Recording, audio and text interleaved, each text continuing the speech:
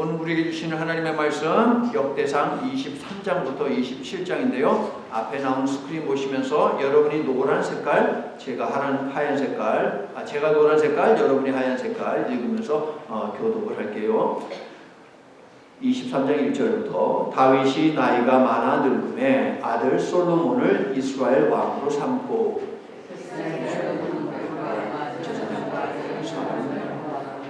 레위 사람은 30세 이상으로 계수하니 모든 남자의 수가 38,000명인데 24,000명은 여호와 사람들의 적은 방과 재판과 4,000명은 문지기요 4,000명은 그가 여호와께 찬송을 드리기 위하여 만든 악기로 찬송하는 자들이라. 자, 24장 1절 5절 여러분이 시작.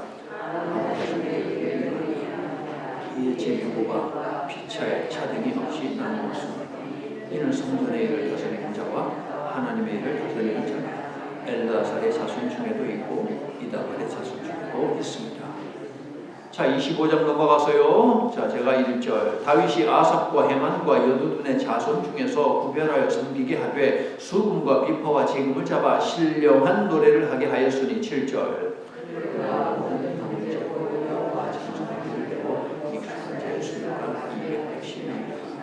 이 무리의 큰 자나 작은 자나 스승이나 제자를 망망하고 다같이 제비 뽑아 직임을 얻었더라. 26장 1절 13절 강문을 지키기 위하여 그의 조상의 강문을 따라 대소를 망망하고 다 제비 뽑혔더라. 이스라엘 자손의 모든 가문의 우두머리와 천부장과 백부장과 왕을 섬기는 관원들이 그들의 숫자대로 반이 나누이니 각 반열이 24,000명씩이라. 함께 읽어요. 1년 동안 달마다 들어가며 나왔더라. 아멘. 자, 여러분 오늘 교회 오시기 위해서 준비를 하셨을 텐데 몇 시에 일어나셨어요? 교회 오려고 준비하시려고? 준비하는데 얼마나 걸리셨어요, 여러분? 출근하기 위해서 또 일어나서 준비하고 뭐 그렇게 하지 않습니까? 혹시 어제 주일날 뭘 입을지 미리 생각하고 헌금도 미리 이렇게 준비를 하신 분이 계실까요? 자, 우리는 생활하면서 이런저런 준비를 합니다. 출근하기 위해서 일어나서 준비를 하고요. 또 잠시 외출하기 위해서도 준비를 합니다. 예배에 나가기 위해서도 준비를 합니다. 다윗도 준비를 했습니다. 다윗은 무슨 준비를 했을까요? 최근에 우리가 말씀을 본 것을 보니까 성전 건축을 준비했습니다. 아하, 그의 마음속에는 성전 건축으로 가득했구나. 그런데 여러분, 무슨 일을 준비하든지 간에 마음이 있어야 하는 거예요. 맞습니까? 마음이 있어야지만 하는 거예요. 아이고 모르겠다, 하루 오늘 제낄래 라는 이 마음은 뭡니까? 출근 안 하겠다라고 하는 마음이 있기 때문에 내가 오늘 하루 제낀다 라고 하는 이런 마음이 생긴 거죠. 마음이 움직이지 않으면 하지 않습니다. 다이어트도 마음이 움직여야 하는 것이죠.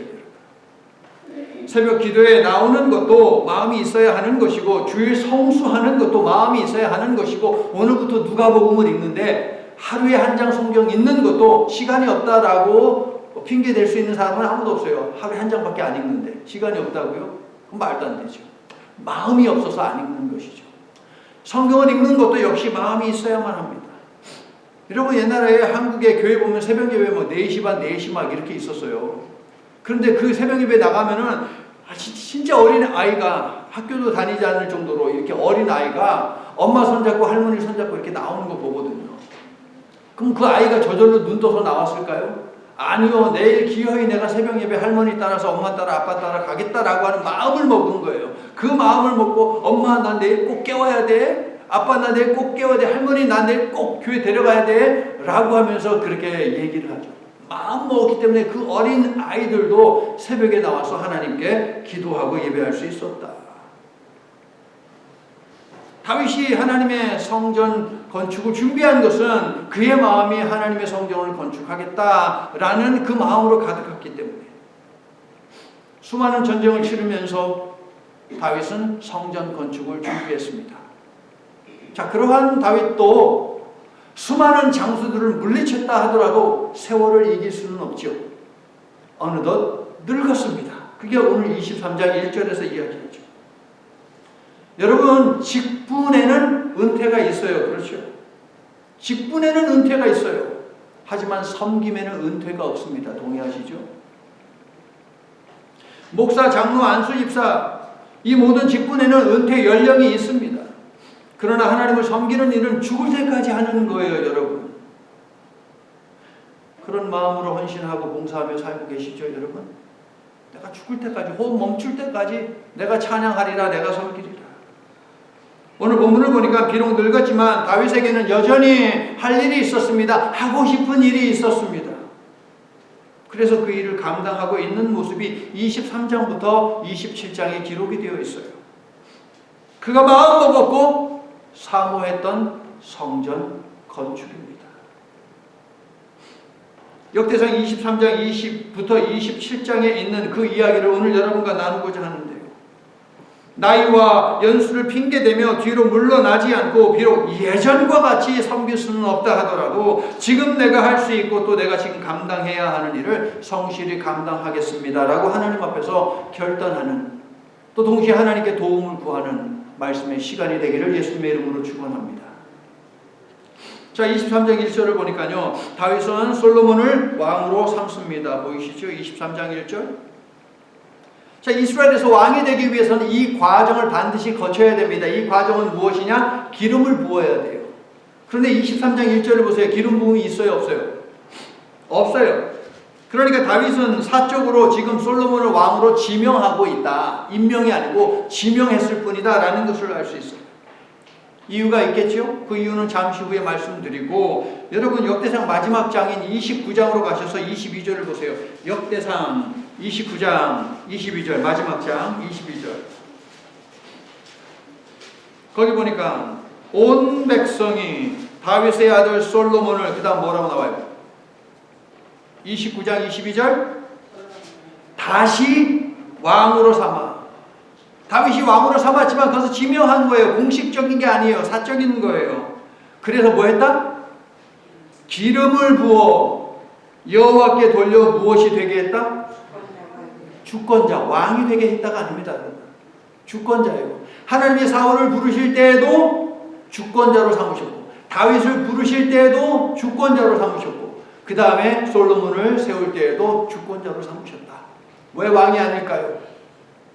제왕적인 그런 아이디어가 없어요. 이스라엘 정치 사회 속에서는. 이 성서 시대는 더더욱이 그렇습니다. 제왕적인 왕으로 군림하는 건 없습니다. 하나님의 종으로 대리인으로 섬길 뿐이에요. 그래서 주권자예요, 여러분. 킹이라고 하는 멜렉이라는 단어가 사용되지 않고 주권자. 이름을 붙인다면 뭐 군대 통수권자 정도? 나기드라는 단어를 쓰고 있어요. 다윗이 사적으로 솔로몬을 왕으로 지명하고 나중에 공식적으로 왕으로 임명했다. 자, 보세요, 여러분. 지명했어요. 다윗이 지명했어요. 야, 솔로몬, 네가 왕이야 하고 지명했어요. 왕으로 지명했어요. 그리고 시간이 얼마나 흘렀는지 몰라도 나중에 기름 부어서 임명했어요. 그럼 요 사이에 시간이 있잖아요. 요 사이에 시간 동안엔 다윗이 한 일이 바로 23장부터 27장에 있는 내용이다 라고 그렇게 여러분이 보시면 돼요. 다윗은 그러면 23장부터 27장에서 다윗이 한 그 일을 다 하고 나서 솔로몬을 왕으로 임명하면 기름 부어 세웠으면 안 되는 것입니까? 왜 급하게 솔로몬을 왕으로 먼저 지명하고 왕으로 삼은 것입니까? 그 이야기를 좀 해보자고요. 다윗에게는 몇 명의 아들이 있었을까요? 밧세바에게서 나온 첫 번째 아들은 죽지요. 하나님이 진노하셔서 죄에 대한 대가로 그 아들을 죽이십니다. 그 아들까지 포함하면 성경에 기록된 아들의 숫자만 21명입니다. 다윗의 8째 부인으로 보이는 성경의 순서에 따르면 8째 부인인 밧세바는요, 다윗에게서 죽은 아들 포함해서 5명을 낳아요. 그 중에 막내가 누구다? 솔로몬이에요. 그 중에 막내가 솔로몬이에요. 다윗의 21명의 아들들 가운데 솔로몬은 11번째. 죽은 아들 빼면은 살아있는 성장한 그 아들만 따지면 20명. 그 가운데 딱 중간에 있는 아들이 바로 솔로몬이다. 한국 속담에 가지 많은 나무 바람 잘 나온다. 자식이 많으면 많을수록 힘들어요. 왕의 경우 더더욱이 그렇습니다. 고대 세계 왕들은요, 아내가 한 명이 아니에요. 두 명이 아니에요. 세 명이 아니에요. 네 명이 아니에요. 밧세바만 해도 8번째 와이프라고 제가 말씀드렸잖아요. 와이프가 엄청 많아요. 그러니까 자식들이 얼마나 많겠습니까? 그런데 우리가 역사 드라마를 통해서 보듯이 이 왕의 아내들이, 첩들이요, 자기 아들을 왕 세우려고 얼마나 음모를 꾸미고 싸웁니까, 여러분? 왕의 아들들 중에서도요, 저 형을 끌어내리고 내가 왕이 되어야 하겠다라고 해가지고 형을 죽인 그런 사례들도 있고요. 동생들이 자기 자리를 갖다가 노리고 차지할까봐 미리 그냥 죽여버리는 그런 첫째 아들들도 있고요. 그런 일들이 많아요. 다윗에게는 그런 일이 있었어요, 없었어요? 있었어요. 다윗의 세 번째 아들 압살롬이요, 반란을 꾀했어요. 아버지를요, 왕자리에서 몰아내버렸어요. 결국 압살롬은 어떻게 됐어요? 왕이 되기는 됐지만 그 후에 어떻게 됐어요? 죽었어요. 그 밑에 있는 네 번째 동생이요, 아도니아, 그도요, 왕이 되기 위해서 음모를 꾸몄어요. 나중에 어떻게 돼요? 처음에는 살려줬어요. 그런데 나중에 아버지 다윗의 첩, 그러니까는 너무 늙어가지고 몸이 추우니까 젊은 여인을 갖다가 집어넣었어요. 따뜻하게 하려고, 몸 따뜻하게 하려고. 그 여자를 자기한테 달라고 했다가 솔로몬한테 죽어요. 이것을 왕자의 난이라고 이야기하죠. 왕자의 난. 다윗의 삶 속에도 왕자의 난이 2번이나 있었어요. 그러니 다윗이 어떤 생각을 하겠습니까? 이대로 뒀다가는 또 다른 아들놈들이 계속해서 왕 되겠다고 막 하겠네. 압살롬은요, 첫 번째 아들 암논을 죽였어요. 그리고 지가 왕이 됐어요, 여러분. 그런 일이 안 일어나라는 법이 없어요. 그래서 다윗이 그런 왕자의 난이 더 이상 없게 하기 위해서 솔로몬을 빨리 왕으로 지명했다. 다른 아들들이 감히 자리를 넘보지 못하게 지명했다라는 것을 우리가 알 수 있어요. 다윗이 22장 5절에서 밝혔듯이 솔로몬은 어리고 연약해요. 다윗이 29장 1절에서 다시 한번 솔로몬의 어리석고 연약함을 언급해요. 죽음의 순간에도 솔로몬의 남자답지 못함이 마음에 걸렸는지 손 꼴까닥 하고 넘어가기 전에 솔로몬한테 한 말이 있어요. 야, 좀 사내 대장부가 되라. 얼마나 남자답지 못했으면 첫 번째 하는 유언이, 야, 이놈아, 좀 남자가 되라. 좀 사내다워. 라고 말을 했겠습니까? 아버지가, 여러분. 믿었지 못했다. 또 다른 왕자의 난이 있을 수 있었다. 자, 이게 세상적인 생각이에요. 충분히 그럴 수 있어요. 그런데 궁극적인 이유가 있어요. 왜 솔로몬을 왕으로 빨리 지명을 했는가? 라는 것. 22장 9절에서 우리가 확인할 수 있듯이요. 22장 9절을 보니까 하나님께서 솔로몬을 왕으로 지명했기 때문에, 솔로몬을 왕으로 지명했기 때문에 왕자의 난도, 또 다른 왕자의 난도 염려가 되지만 하나님이 지명하셨기 때문에 인간의 안목이 아닌 하나님의 안목을 믿은 것이고 순종한 것이다. 여러분, 저와 여러분, 우리 인간의 선택에는 실수가 많지요? 하나님의 선택에는요? 믿습니까? 선택의 기술이에요. The art, 아니면 technique of choice, 선택하는 것. 최고의 선택이 무엇이냐? 하나님이 선택해 주시는 것이다. 우리가 우리 자녀를 바라볼 때 눈에 띄는 부족한 부분 때문에 걱정되고 못마땅해 하는 부분이 있을 수 있습니다. 그러나 그 자녀를 주신 분은 하나님 아닙니까, 여러분? 어쩌다 보니까 여러분 자녀 낳은 거예요? 하나님 믿기 전에는 그렇게 생각할 수 있어요. 어쩌다 보니까. 그런데 그 자녀는 하나님이 주신 선물이죠. 여러분 동의하십니까? 내 눈에 맞듣지 않는다 하더라도, 만족감이 없다 하더라도, 온통 허점투성이로 보인다 하더라도 여러분 그 자녀는 하나님이 주신 선물이다라는 것을 여러분 오늘 이 시간 인정하시기를 바랍니다. 여러분을 한번 생각을 해보자고요. 여러분은 어떻게 태어났습니까? 여러분의 어머니 아버지가 실수해가지고 여러분 태어났습니까? 하나님 믿기 전에는 어느 순간 그렇게 생각했었을 수도 있어요. 그런데 하나님 믿고 나서는 그렇게 생각 안 되잖아요. 어머니 아버지를 통해서 나를 이 땅에 보내셨구나라는 그런 고백하며 사는 것 아니겠습니까? 궁극적으로 하나님이 나를 보내시는 거잖아요. 성도 여러분, 다윗처럼 자식을 주시고 선택하신 하나님의 일하심, 그 섭리를 믿으시기를 바랍니다. 오늘 그렇게 믿자라고 했어요, 여러분. 자식은 하나님이 나에게 주신 선물이다라고 하는 것, 이 사실을 우리가 고백하자라고 했어요. 그럼 고백만 하면 다 압니까? 그게 끝이에요? 아니에요. 그게 끝이 아니에요. 하나님 수호를 주셔서 감사합니다. 하나님이 주신 선물이죠. 정말 100% 확신하고 믿습니다. 감사합니다. 라는 신앙의 고백도 필요하지만 거기서 끝나면 안 돼요. 다윗이 솔로몬에게 어떻게 했어요? 무엇을 요구했어요? 22장 13절 보니까 22장 13절. 다윗이 솔로몬을 영적으로 준비시켰어요. 성전 건축을 위해서 필요한 여러 가지 물자를 다 준비한 다음에 그거보다 더 중요한 것이 무엇이냐? 그 일을 할 솔로몬, 리더의 위치에 있는 솔로몬, 자기의 아들을 준비시켜야 되는데 영적 준비를 시키는 거 22장 13절 시작. 그때에 네가 만일 여호와께서 모세를 통하여 이스라엘에게 명령하신 모든 규례와 법도를 삼가 행하면 형통하리니 강하고 담대하여 두려워하지 말고 놀라지 말지어다. 우리도 살면서 강하고 담대하지 못해서 두렵고 놀라고 떨 때가 있지요, 여러분. 있지요. 그 이유는 무엇인가? 앞에 나오는 거예요. 하나님의 말씀이 내 속에 완전히 자리를 잡지 못하고 있기 때문에. 우리 아이들이 살아가는 삶 속에서도 역시 두려운 일들이 그들을 엄습하는 순간이 분명 틀림없이 있습니다. 없기를 바라지만 인생은 그렇지 않아요. 찾아와요, 여러분.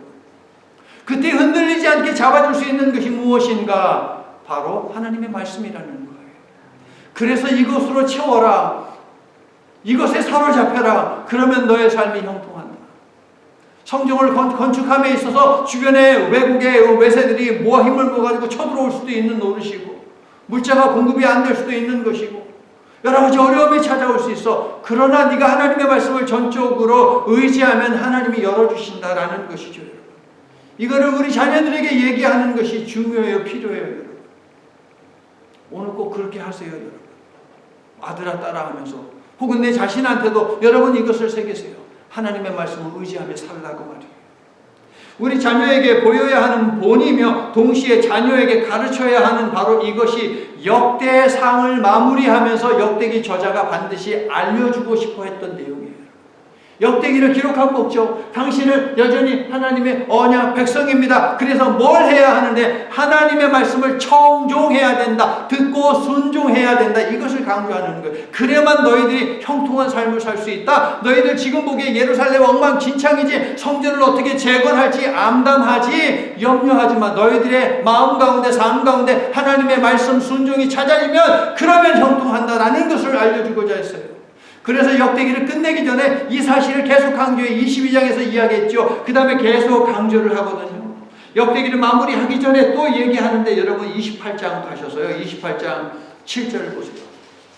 28장 7절 여호와께서 솔로몬에 관해서 하시는 말씀인데 다윗에게 이 말씀을 주셨어요. 28장 7절 시작. 그가 만일 나의 계명과 법도를 힘써 준행하기를 오늘과 같이 하면 내가 그의 나라를 영원히 견고하게 하리라. 그의 삶을, 그의 생명을, 그의 비즈니스를, 그의 학업을 내가 영원히 견고하게 하겠다. 할렐루야. 전제가 있어요. 순종하면. 제가 말씀드렸잖아요. 순종하면 복받고 불순종하면 화가 임한다. 신명기 28장 모두 68개의 구절로 되어 있는데 순종하면 이거는 14개의 구절밖에 안 돼요. 나머지 54개의 구절이요. 여러분 불순종하면 인간은 불순종하는 존재라는 걸 아는 거예요. 그래서 세세하게 얘기하는 거예요. 반복해서 이야기하는 거예요. 불순종하지 말라고 화가 오니까 경고하는 것이죠.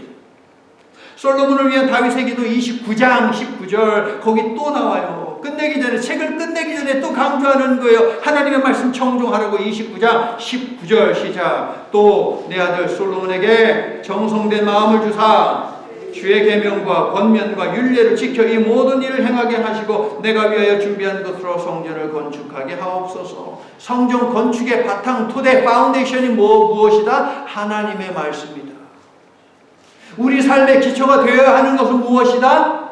하나님의 말씀이다. 자, 오늘 설교 제목 큼지막하게 선택이 있어요. 선택을 함에 있어서 매사에 선택을 함에 있어서 핵심이 무엇이다? 말씀이다.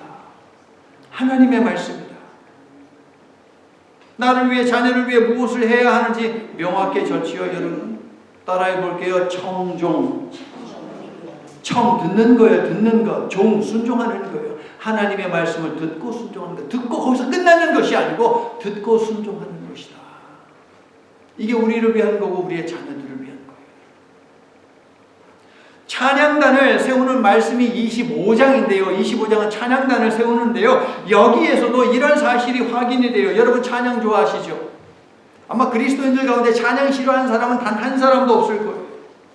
찬양에 있어서 가장 중요한 것이 무엇인지 아세요? 2절과 3절을 보세요. 25장 2절과 3절을 보면 노래는 노래인데 무슨 노래라고 이야기합니까? 25장 2절 3절 무슨 노래라고 이야기해요? 신령한 노래. 죄송한 말씀이지만 이게 정말 반드시 바뀌어야 되는 번역이에요. 신령한 하면은 뭐 영적인 뭐 그런 걸 생각하잖아요. 아니 절대 아니에요. 절대 아니에요. 신령한에 해당하는 단어는요, 나바라는 단어인데 우리가 예언자 하잖아요. 그 예언자의 기초인 예언하다라는 뜻이에요, 여러분. 그 예언적인 노래거든요. 그러면 성경에서 예언은 무엇입니까? 뭐 미래에 대해서 점치는 거예요? 미래에 대해서 얘기하는 거예요? 그거 아니에요, 여러분. 성경이 말하는 예언은 무엇이냐? 하나님의 말씀을 받아서 대신 전한다. 그래서 예언자의 다른 번역이 좋은 게 뭐냐면 대언자예요. 대언자. 말씀을 대리한다. 말씀을 대신 전한다라는 거예요. 그래서 여기에 신령한에 해당하는 단어는 무엇이냐? 하나님의 말씀이에요. 하나님의 말씀을 대신 전하는 거예요. 무엇을 도구로 해서? 노래를 도구로 해서.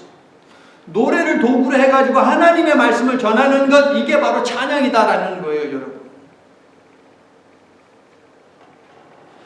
찬양을 좋아하는 분들은 새겨 들으셔야 됩니다. 찬양은요, 실력이나 기교로 하는 것이 아니고 말씀에 대한 신앙과 순종을 고백하며 하는 거예요, 여러분. 이게 찬양이에요. 새기셨어요? 심령에? 찬양은 내 목소리로 하는 것이 아니고 내 무릎으로 하는 것이다. 하나님의 말씀에 순종하는 그 마음으로 하는 것. 여러분 3절 끝부분을 보세요. 25장 3절 끝부분 보니까 감사하며 찬양하며, 이거 찬양의 자세예요. 찬양할 때는 감사하면서 해야 돼요. 그리고 찬양하며 해당하는 단어는 무엇이냐? 큰 소리를 내다는 거예요. 크게 하는 거예요, 여러분. 찬양. 이따가 설교 끝나고 볼게요. 크게 하나? 여러분. 크게 하는 거예요.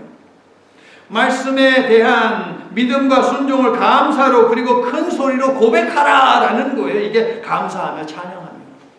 말씀에 대한 너희들의 믿음과 순종, 이것을 큰 소리로 감사함으로 고백해라. 이게 찬양이에요. 또 5절을 보세요. 선견자라는 단어가 있습니까? 선견자? 미리 내다본다라는 그런 의미인데, 선견자. 하나님의 말씀으로 현재를 읽고 현재 읽은 그 말씀을 중심으로 앞을 내다보는 거예요. 하나님의 구원 약속은 결코 파괴되지 않는다라고 하는 이 진리의 말씀 앞에서 앞으로의 일을 내다보는 거예요, 여러분. 이게 바로 선견자가 하는 일이거든요. 이게 바로 찬양이다. 하나님의 말씀으로 현재를 읽고 미래를 내다보며, 즉 소망하며 부르는 것, 이게 바로 찬양이다. 아시겠죠? 찬양과 말씀은 뗄래야 뗄 수 있다 없다? 없다. 찬양의 핵심, 찬양의 토대, 찬양의 전부는 무엇이냐? 하나님의 말씀이다. 이처럼 말씀이 중요하기 때문에 25장 7절 배워 익숙해야 합니다. 나오죠, 7절에. 25장 7절 배워 익숙해야 돼요. 배우다는 무엇이냐? 훈련하다는 거예요. 하나님의 말씀은 훈련받는 거예요, 여러분. 찬양은 음악적으로 잘 훈련되어야 하지만 그것보다 먼저 하나님의 말씀으로 잘 훈련받아 능숙해야 한다라는 것이죠. 이처럼 말씀을 청종하면서 하면 어떻게 되느냐? 28장으로 가셔서 20절을 보세요. 이처럼 하나님의 말씀을 청종하고 잘 듣고 순종하면, 그렇게 찬양하면 어떻게 되느냐? 28장 20절 너는 강하고 담대하게 이 일을 행하라. 두려워하지 말며 놀라지 말라. 내가 여호와의 성전 공사의 모든 일을 마치기까지. 그 다음에 여러분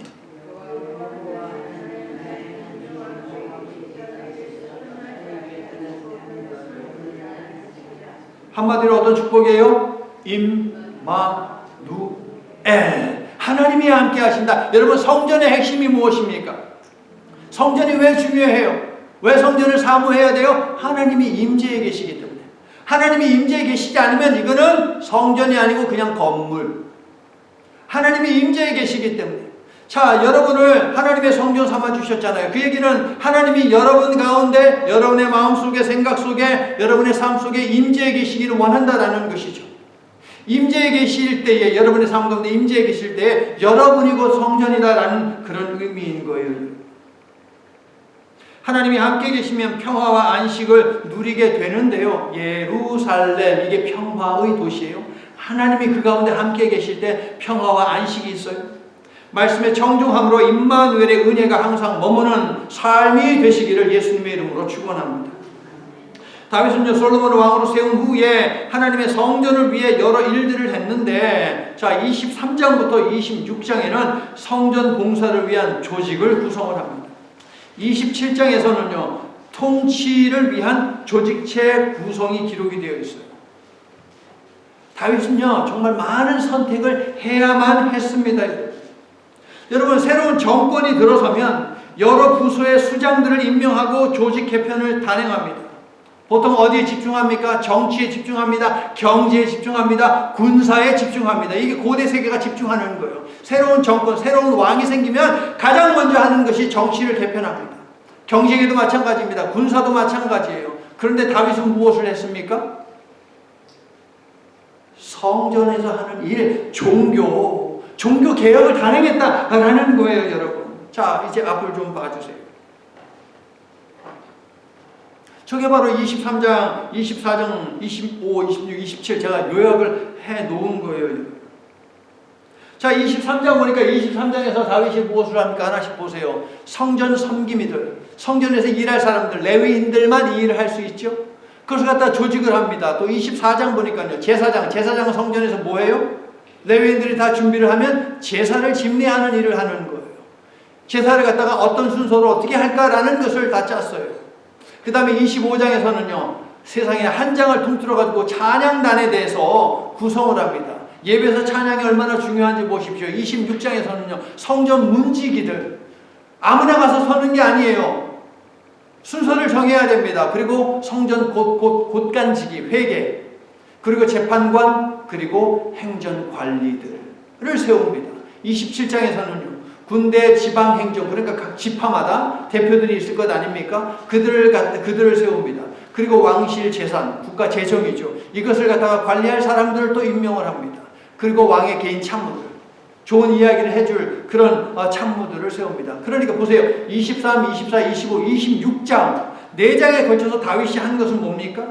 하나님의 성전에서 할 일, 그 일을 위해서 준비했다. 그리고 27장 한 장에서 국가를 위해서 필요한 것, 그거를 했다라는 거예요. 이처럼 다윗은 이스라엘의 기초를 군사, 정치, 경제에 두지 않고 예배에 두고 있다. 이 말은 뭡니까? 그의 관심이 예배에 있었다. 다윗의 마음에 예배가 있었기 때문에 설교 소두에 말씀드렸잖아요. 마음이 없으면 아무것도 안 한다니까요, 여러분. 오늘 하나님 전에 예배하고자 하는 마음이 있었기 때문에 오늘 성전에 와서 여러분이 예배한다라는 것이죠. 아멘. 그 마음을 주신 분 누구예요?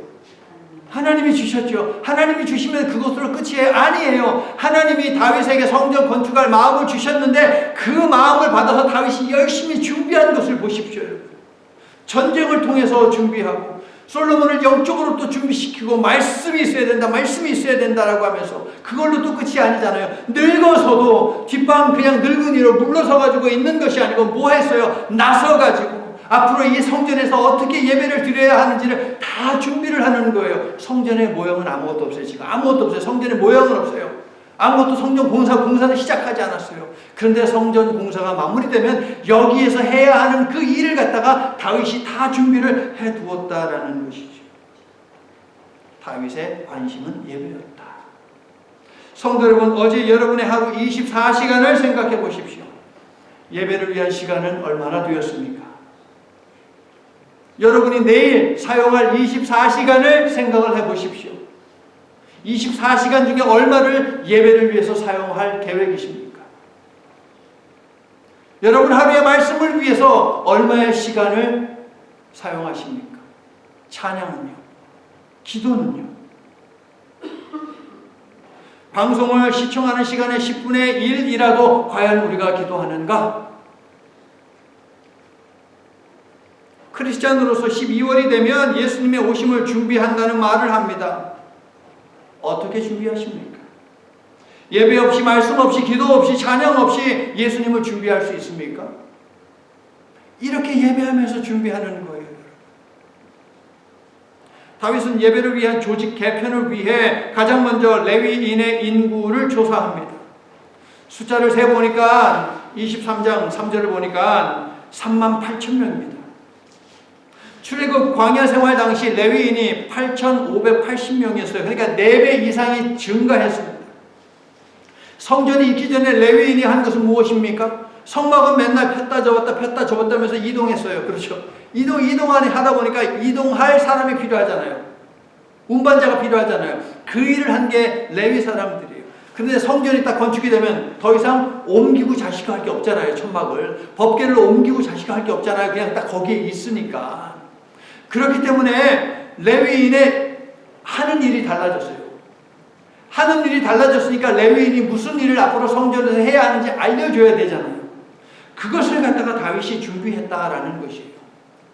그러면은 성전이 세워지면 레위인이 할 일이 전에 천막과 성막과 법궤를 갖다가 옮기는 것보다 일이 더 많아질까요? 적어질까요? 훨씬 더 많아지죠. 그래서 하나님이 숫자를 4배 이상 더 많게 해주셨다라는 거예요. 하나님께서 레위인의 숫자를 증가시켜 주신 데는 분명한 이유가 있었다. 성도 여러분, 여러분의 삶 속에 최근에 작은 변화가 있습니까? 작은 변화가 있습니까? 자매님, 친구가 찾아왔잖아. 이런 작은 변화예요. 누군가 이웃에서 이사가 왔어. 이웃으로 이사가 왔어. 이것도 변화예요, 여러분. 그러니까는 영적인 눈을 가지고 여러분의 삶 가운데 뭔가 작은 변화가 있으면 그것을 예의주시하세요, 여러분. 그냥 지나치지 마세요. 하나님이 일하고 계시는 거예요. 나를 위해서 뭔가 주기 위해서 일하는 거예요. 여러분, 틀림없어요. 일이 잘 안 풀리고 꼬이는 것도 변화지요, 여러분. 그럼 그 변화를 갖다가 들여다보는 거예요. 이 가운데서 하나님께서 나에게 무슨 말씀을 하시냐, 나에게 주고자 하시는 것이 무엇인가. 잘 살펴서 하나님의 섭리, 그 놀라운 역사, 일하심을 기대하며 여러분 기도하시기를 예수님의 이름으로 축원합니다. 다윗은 38,000명의 레위인을 직무별로 나눴어요. 오늘 여러분과 1절부터 5절을 읽은 이유가 있어요. 4절 보세요. 38,000명 어떻게 구분하느냐. 4절 보니까 24,000명은 성전의 전반적인 일, 즉 제사 준비를 위해서 투입을 시킵니다. 레위인들 24,000명. 그리고 6,000명은요 관원과 재판관 업무에 배정합니다. 5절 보니까 4,000명은 문지기, 또 4,000명은 찬양단으로 세우십니다. 다윗은 나누는 일을 위한 핵심 원칙을 세웠는데요, 나이와 신분과 인지도를 떠나서 피차의 차등이 없도록 공정하게 제비 뽑기를 통해 세웠다. 여러분, 저 제일 위에 보세요. 국가 조직 정비와 편성. 그 다음에 읽어주세요. 이게 원리 원칙이에요. 사람을 세울 때 원리 원칙이에요. 자, 대선은 뭡니까? 어린이나 아이나 돈이 많건 적든 뭐 많이 배웠든 적게 배웠든 인지도가 많든 인지도가 전혀 없든 남자든 여자든 상관없어. 대소를 막론하고 제비를 뽑아서 피차에 차등 없이 공평하게 했다라는 것이죠. 이처럼 제비 뽑기는 여러분 이를 주도하고 있는 왕과 지도자의 사심을 배제하는 거예요. 내가 아는 사람이니까 그때 나를 좀 도와줬으니까 내가 이 자리 너한테 줄게, 이게 아니라는 거예요, 여러분. 그랬다가 큰일 나는 거예요. 제비 뽑기는 그러므로 무엇입니까? 하나님 당신의 선택을 전적으로 의뢰합니다. 의지하고 신뢰합니다. 하나님께서 선택하신 뜻에 순종하겠습니다 라는 고백이 바로 제비 뽑기예요, 여러분. 그냥 어느 것이 좋을까요? 알아맞혀 보십시오. 그게 아니라고요, 여러분. 막 넣어놓고서 에라 모르겠다, 나와라, 그래 너 이거 해라, 그게 아니라고요, 여러분. 전적으로 하나님께 맡기오니 하나님께서 합당한 인재를 뽑아주시옵소서라는 거죠. 선택의 기술, 하나님의 선택에는 실수가 없다. 아멘이세요. 제비를 뽑았는지 제가 확인을 시켜드릴게요. 24장 5절 밑줄을 그으세요. 여러분 24장 5절 제사장의 직무 순서를 제비 뽑아 공정하게 감당했다라고 되어 있지 않습니까? 24장 5절. 25장 가셔서 7절 뒤에 부분을 보세요. 큰 자든 작은 자든 선생이든 제자든 세상이나 선생이라고 더 우대해 주는 거 없어요. 여러분 선생이든 제자든 성전 찬양대도 제비로 뽑았다. 26장 13절 성전 문지기는 어떻습니까? 아예 문지키는 거 그거 아무나 시키면 되지. 여기 대해서 할 얘기가 많은데 제가 시간 관계상 못하는 거예요. 고라자손을 세웠거든요. 고라자손 이거 어마무지한 아주 무식한 자들이에요. 하나님 앞에 진노 받아가지고 지진 때문에 완전 폭삭 망한 그런 가문이거든요. 그런데 이런 자들을 세웠어요. 나중에 기회가 있으면 이것도 한번 제가 설명을 해드리면 좋을 것 같아요. 어쨌든 성전 문지기를 뽑을 때도 가문의 크기와 상관없이 제비를 뽑아 세웠다. 27장 1절을 보세요. 12군대를 또 가문별로 조직하여 24,000명이 한 달씩 국가 상비군으로 섬기며 나라의 치안과 질서를 유지하도록 했다. 순서를 정해서 돌아가면서 감당했다라고 되어 있어요.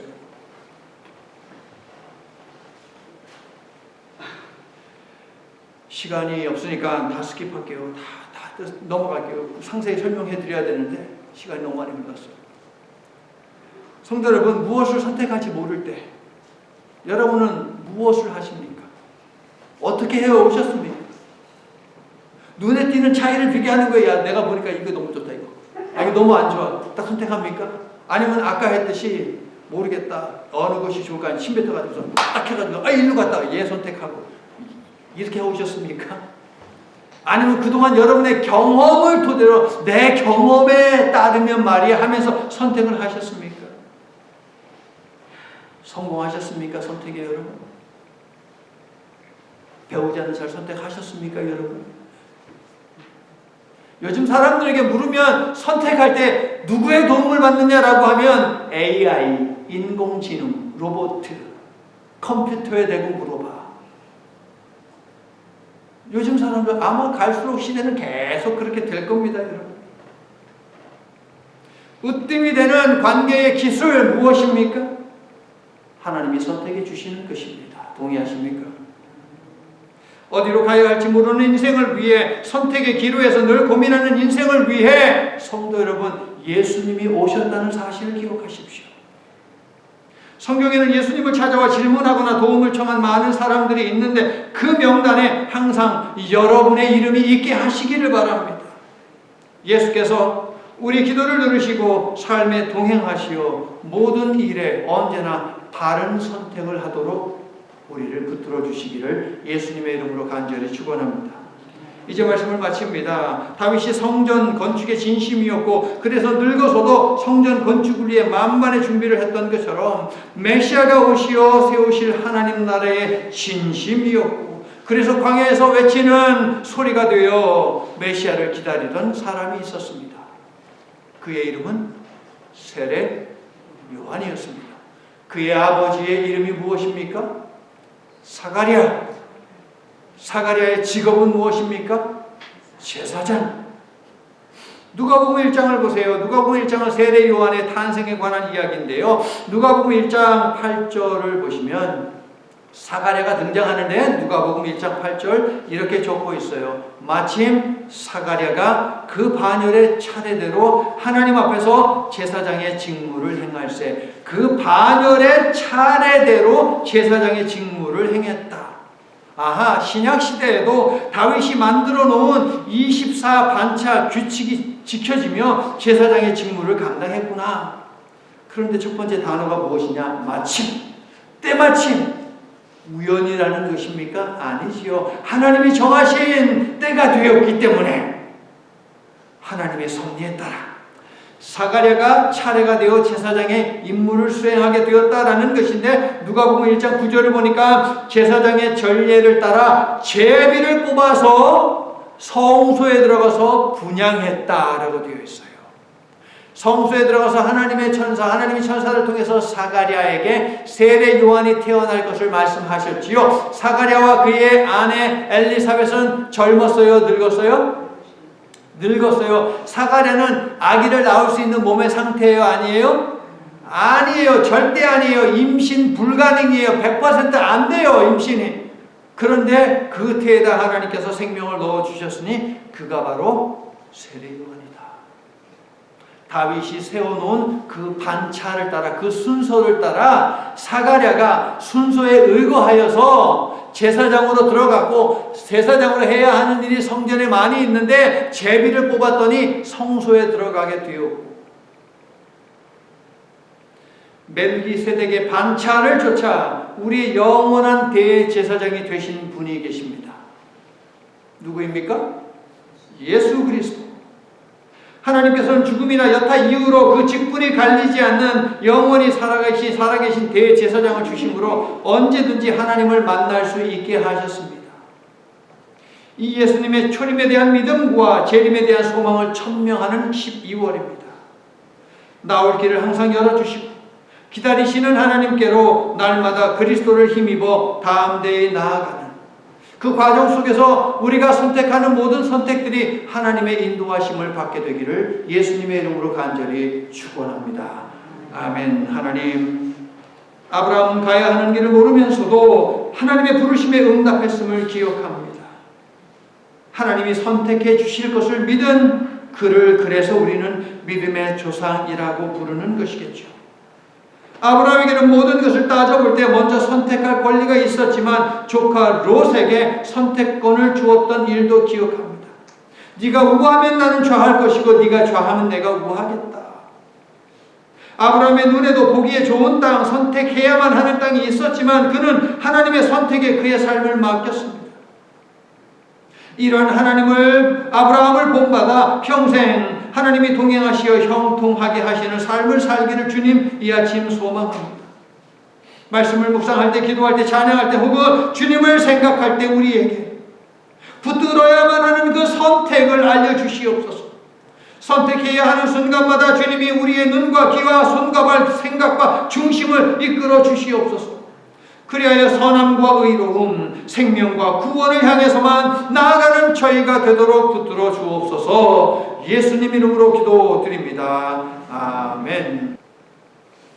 이제는 많은 사람들 가운데 우리를 선택하시고 구원 백성 삼아주신 성부 하나님의 만극하신 사랑과 우리의 구원을 위하여 십자가의 길을 선택하여 모진 고통을 겪으신 성자 예수님의 측량할 수 없는 은혜와 매 순간마다 우리의 귀에 말씀을 담아주시어 살아야 하는 삶을 살도록 도우시고 인도하시는 성령님의 변함없으신 교제가 주님의 말씀을 사모하여 주야로 묵상할 것과 묵상한 말씀에 순종할 것을 결단하고 하나님이 허락하신 삶의 자리로 흩어지는 모든 성도들 위해 한 주간도 선택하며 살아갈 저들의 삶 위에 이제로부터 영원토록 함께해 주시옵기를 간절히 축원하옵나이다. 아멘.